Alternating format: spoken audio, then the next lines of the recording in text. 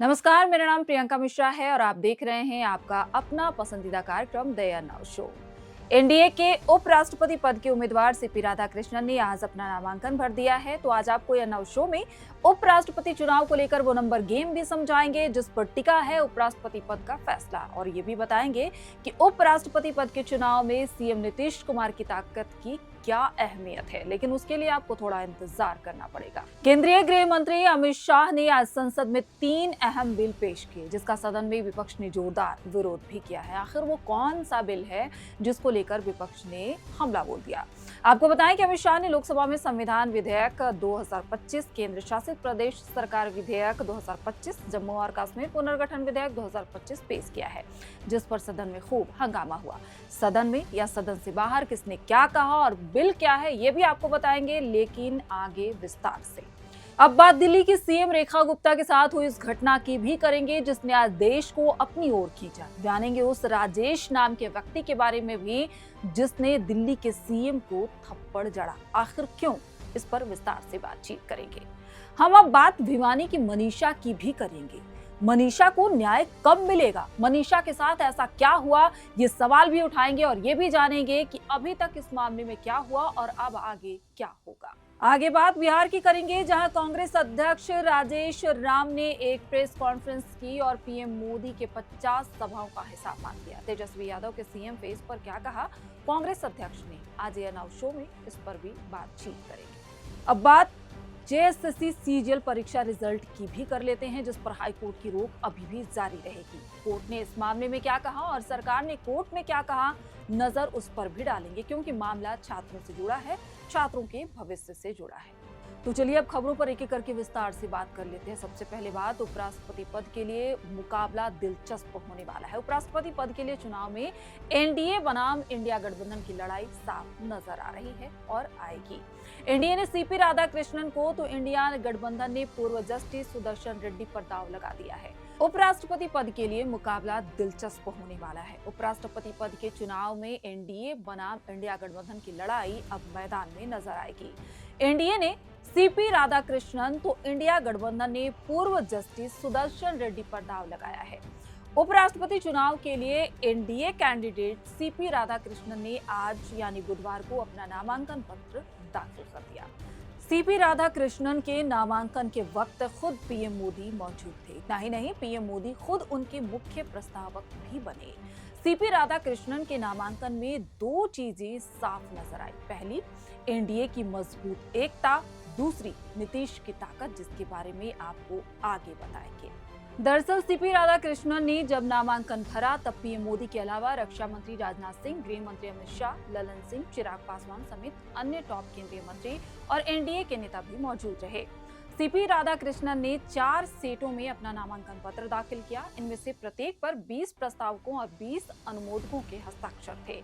प्रधानमंत्री नरेंद्र मोदी पहले और मुख्य प्रस्तावक थे, क्योंकि उन्होंने नामांकन पत्रों के पहले सीट पर हस्ताक्षर कर उन्हें जमा किया, जबकि शेष सीटों पर अन्य केंद्रीय मंत्रियों और एनडीए नेताओं ने हस्ताक्षर किए।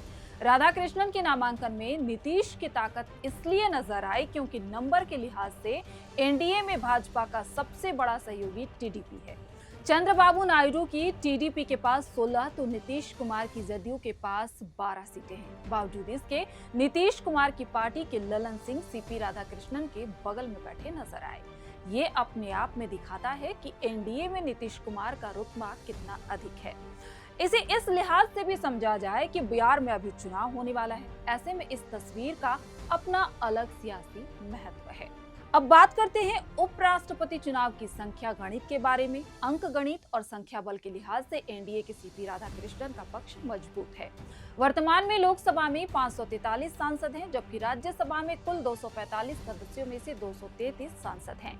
भाजपा के निचले सदन में 240 और उच्च सदन में 102 सांसद हैं और सहयोगी दलों के समर्थन से एनडीए के सदस्यों की कुल संख्या 421 हो जाती है। अन्य गैर गठबंधन दलों में वाईएसआरसीपी ने एनडीए उम्मीदवार को समर्थन देने की घोषणा की है। उनके 11 सांसदों के साथ सीपी राधाकृष्णन के समर्थन में कुल संख्या 433 हो जाती है। दूसरी ओर इंडिया ब्लॉक पार्टियों के पास 235 लोकसभा सांसद और 77 राज्यसभा सांसद हैं।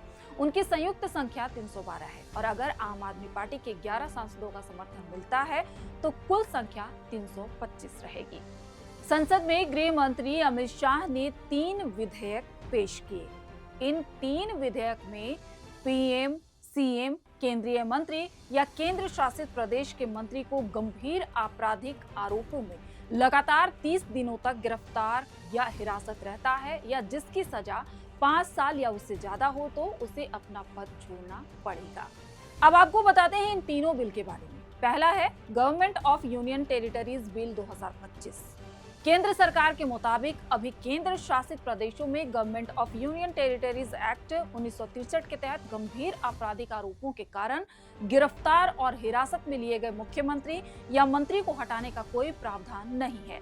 इसलिए ऐसे मामलों में मुख्यमंत्री या मंत्री को हटाने के लिए एक कानूनी ढांचा तैयार करने के लिए government of union territories act 1963 की धारा 45 में संशोधन की आवश्यकता है।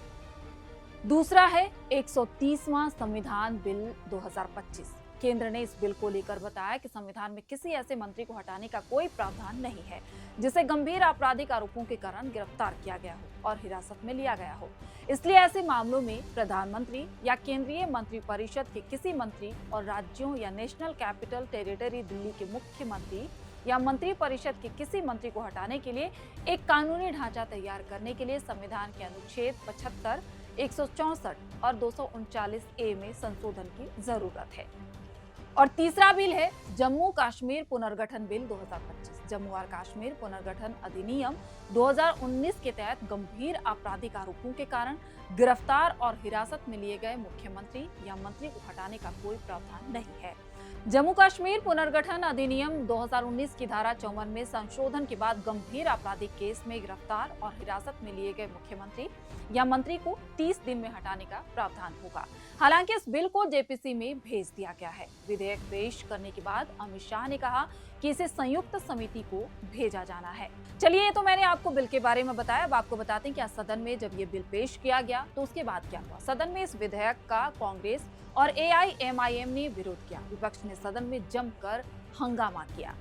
एआईएमआईएम सांसद ने विधेयकों का विरोध करते हुए कहा कि ये शक्तियों के पृथक्करण का उल्लंघन करता है।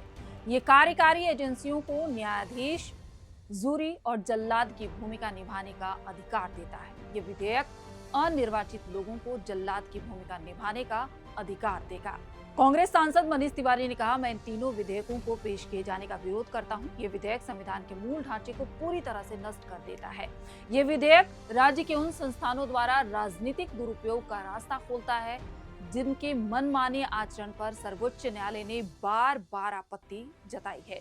कांग्रेस नेता केसी वेणुगोपाल ने कहा कि जब अमित शाह को गिरफ्तार किया गया था तो क्या उन्होंने अपनी नैतिकता दिखाई थी। इस पर केंद्रीय गृह मंत्री अमित शाह ने कहा कि मुझ पर जब आरोप लगे थे तो मैंने गिरफ्तारी से पहले नैतिक रूप से इस्तीफा दे दिया था। कोर्ट से निर्दोष साबित न होने तक मैंने कोई संवैधानिक पद नहीं लिया था। चलिए, और सबसे महत्वपूर्ण खबर जो है आज की, उस पर बातचीत कर लेते हैं। दिल्ली की मुख्यमंत्री रेखा गुप्ता पर बुधवार को उस समय हमला कर दिया गया जब वो अपने सिविल लाइन्स स्थित आवास पर जन सुनवाई कर रही थी। घटना ने न केवल राजनीतिक गलियारों को हिलाकर रख दिया बल्कि मुख्यमंत्री की सुरक्षा व्यवस्था पर भी गंभीर सवाल खड़े कर दिए। ये घटना उस वक्त घटी जब कई लोग वहां मौजूद थे। चश्मदीदों ने बताया कि किस तरह से हमलावर ने सीएम रेखा गुप्ता पर हमला किया। प्रत्यक्षदर्शी के अनुसार आरोपी शख्स पहले मुख्यमंत्री से अपनी समस्या साझा कर रहा था। रेखा गुप्ता उसकी बात बखूबी ध्यान से सुन रही थी, लेकिन अचानक उसने उनका हाथ खींचा और कथित तौर पर थप्पड़ जड़ दिया। मौके पर अफरा तफरी मच गई और सुरक्षा कर्मियों ने तुरंत ही आरोपी को काबू में ले लिया। हालांकि दिल्ली पुलिस ने आरोपी की पहचान राजेश भाई खिमजी के रूप में की गई है, जो गुजरात के राजकोट का रहने वाला है। फिलहाल उसे हिरासत में लिया गया है और पुलिस उससे पूछताछ कर रही है। अधिकारियों ने बताया कि हमले के पीछे की मंशा अभी तक नहीं पता चल पाई है कि आखिर उसने ऐसा किया क्यों। घटना के बाद मुख्यमंत्री आवास की सुरक्षा तत्कालीन बढ़ा दी गई है। अब बात करेंगे हरियाणा की उस खबर की जिसने सबको हिलाकर रख दिया। भिवानी की लेडी टीचर मनीषा की हत्या हुई या उसने आत्महत्या की, इसका राज अब सीबीआई खोलेगी। सरकार ने मनीषा डेथ मिस्ट्री की जांच सीबीआई को सौंपने का ऐलान कर दिया है। सीएम नायब सैनी ने कहा कि परिवार की मांग पर सीबीआई जांच सौंपी जा रही है। इस मामले में पूरा न्याय किया जाएगा। वहीं भिवानी सिविल अस्पताल और रोहतक पीजीआई के बाद अब मनीषा का तीसरी बार दिल्ली एम्स में पोस्टमार्टम कराया जाएगा। इसके लिए मनीषा की डेड बॉडी दिल्ली पहुंच गई है। इस दौरान मनीषा के परिवार के 3 लोगों को पुलिस एस्कॉर्ट करके दिल्ली ले गई। वहां से पोस्टमार्टम होने के बाद मनीषा का उसके गांव ढानी लक्ष्मण में अंतिम संस्कार कर दिया जाएगा। फिलहाल लोग धरने पर बैठे हैं। उधर हरियाणा महिला आयोग की chairman Renu Bhatia Dhigawan guest house पहुंची। उन्होंने फोन पर परिवार से बातचीत की। चेयरमैन ने कहा कि परिवार उनसे गेस्ट हाउस में मिल सकता है। उन्होंने परिवार से विनती करते हुए कहा कि मनीषा का अंतिम संस्कार होने दें। उधर हालात बिगड़ने की आशंका से पुलिस भी हाई अलर्ट पर है। भिवानी और चरखी दादरी में 19 अगस्त की सुबह 11 बजे से 21 अगस्त सुबह 11 बजे तक इंटरनेट बंद किया गया है। गांव से 5 किलोमीटर दूर दंगा रोकू वाहन, रैपिड एक्शन फोर्स और 3 जिलों की पुलिस फोर्स तैनात किए गए हैं। पुलिस ने गांव के चारों तरफ से नाकाबंदी कर दी है। ग्रामीणों के बंद किए रास्तों को साफ करने के लिए जेसीबी मंगा ली गई है। अगर आपको भिवानी के मनीषा हत्याकांड के बारे में नहीं पता है तो आपको बता दें कि प्ले स्कूल की शिक्षिका मनीषा का शव 13 अगस्त को भिवानी के खेत में मिला था। वो 11 अगस्त को स्कूल से निकलने के बाद कथित तौर पर एक नर्सिंग कॉलेज में दाखिले के बारे में पूछताछ करने गई थी। इसके बाद से वो लापता हो गई थी। लेकिन जब 13 अगस्त मनीषा का शव मिला तभी से लोग आक्रोशित हो गए और प्रदर्शन करना शुरू कर दिया। चलिए अब बात कर लेते हैं बिहार की राजनीति की, जहां कांग्रेस अध्यक्ष ने पीएम मोदी से हिसाब मांग लिया है। दरअसल पूर्व प्रधानमंत्री राजीव गांधी की जयंती के अवसर पर पटना स्थित सदाकत आश्रम में कांग्रेस नेताओं ने उन्हें श्रद्धांजलि दी। इस मौके पर वृक्षारोपण कार्यक्रम भी आयोजित किया गया था। इस दौरान प्रदेश अध्यक्ष राजेश राम, संजय बागची और अभय दुबे समेत कांग्रेस के कई नेता वहां मौजूद रहे। कार्यक्रम के बाद प्रदेश अध्यक्ष राजेश राम ने एनडीए पर जमकर हमला बोला। उन्होंने प्रधानमंत्री नरेंद्र मोदी के गया जी दौरे पर भी सवाल उठाते हुए कहा कि कहने को ये सरकारी कार्यक्रम है, लेकिन सरकार के खर्च पर भाजपा का प्रचार किया जा रहा है। 2015 में बोधगया पर्यावरण चेतना सम्मेलन में पीएम ने गया जी को आध्यात्मिक राजधानी बनाने की बात कही थी, लेकिन आज बोधगया में पुराने पेड़ काटे जा रहे हैं और कोई देखने वाला नहीं है। राजेश राम ने कहा कि पीएम मोदी अब तक बिहार में 50 सभाएं कर चुके हैं, लेकिन राज्य को कुछ हासिल नहीं हुआ। बाढ़ रोकने और चीनी मिल खोलने के वादे भी अधूरे पड़े हुए हैं। उन्होंने उम्मीद जताई कि गया जी की यात्रा के दौरान पीएम इन मुद्दों पर जवाब जरूर देंगे। कांग्रेस ने एसआईआर को लेकर भी गंभीर आरोप लगाए हैं। राजेश राम ने कहा कि वोटर लिस्ट में हेरफेर करके वोट चोरी की जा रही है। तेजस्वी यादव को मुख्यमंत्री चेहरा बनाए जाने के सवाल पर राजेश राम ने कहा कि पहले भाजपा अपने सीएम उम्मीदवार का नाम घोषित करे, उसके बाद महागठबंधन भी निर्णय लेगा। उन्होंने तंज कसा कि अगर भाजपा चिराग पासवान को सीएम मटेरियल मानती है तो उन्हें घोषित करे। राजेश राम ने यह भी कहा कि तेजस्वी यादव और राहुल गांधी की जोड़ी सब कुछ बयां कर रही है। यह तस्वीर आने वाले दिनों में परिवर्तन की गवाही है और इसमें कोई संदेह की स्थिति नहीं है। चलिए अब बात कर लेते हैं झारखंड की सबसे बड़ी खबर की। सीजीएल परीक्षा के रिजल्ट प्रकाशन पर हाई कोर्ट की रोक बरकरार रहेगी। झारखंड हाई कोर्ट में सीजीएल परीक्षा में हुई गड़बड़ियों की सीबीआई जांच को लेकर दायर पीआईएल पर मंगलवार को सुनवाई हुई। इस दौरान खंडपीठ ने डीएसपी स्तर के अधिकारी द्वारा शपथ पत्र दायर करने पर नाराजगी जताई और उसे स्वीकार करने से इनकार कर दिया। खंडपीठ ने कहा कि वरीय किया जाना चाहिए। इस मामले की अधिकारी की ओर से शपथ पत्र दायर सुनवाई चीफ जस्टिस त्रिलोक सिंह चौहान और जस्टिस राजेश शंकर की खंडपीठ ने की। सुनवाई के दौरान खंडपीठ ने पेपर लीक की सीआईडी जांच से संबंधित डीएसपी स्तर के अधिकारी द्वारा दाखिल शपथ पत्र को देखा। कनीय अधिकारी के शपथ पत्र पर खंडपीठ ने कड़ी आपत्ति जताई। खंडपीठ ने उक्त शपथ पत्र को स्वीकार करने से इनकार करते हुए इसे वापस लेने की अनुमति प्रदान की।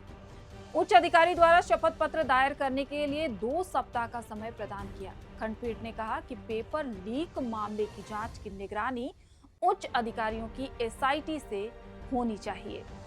खंडपीठ की नाराजगी के बाद सरकार ने शपथ पत्र वापस ले लिया है। प्रार्थी प्रकाश कुमार व अन्य की ओर से पीआईएल दायर की गई थी। प्रार्थियों ने सीजीएल परीक्षा 2023 में पेपर लीक और अन्य गड़बड़ियों का आरोप लगाया है। पेपर लीक, पेपर का सील खुला होना, बड़ी संख्या में प्रश्नों को रिपीट करने जैसी गड़बड़ियां हुई हैं। उन्होंने सीजीएल परीक्षा रद्द करने और पूरे मामले में सीबीआई जांच कराने की मांग की है। कोर्ट के सवाल पर सरकार ने जवाब में कहा कि सीआईडी की जांच में अब तक किसी भी पेपर लीक की बात सामने नहीं आई है। आज के शो में बस इतना ही। आपको हमारा ये खास कार्यक्रम कैसा लग रहा है हमें कमेंट करके जरूर बताएं, और किन खबरों को आप इस शो में शामिल करना चाहते हैं वो भी हमें बताएं, और अपना प्यार और दुलार इसी तरह से हम पर लुटाते रहें। आप सभी का शुक्रिया। शुभ रात्रि।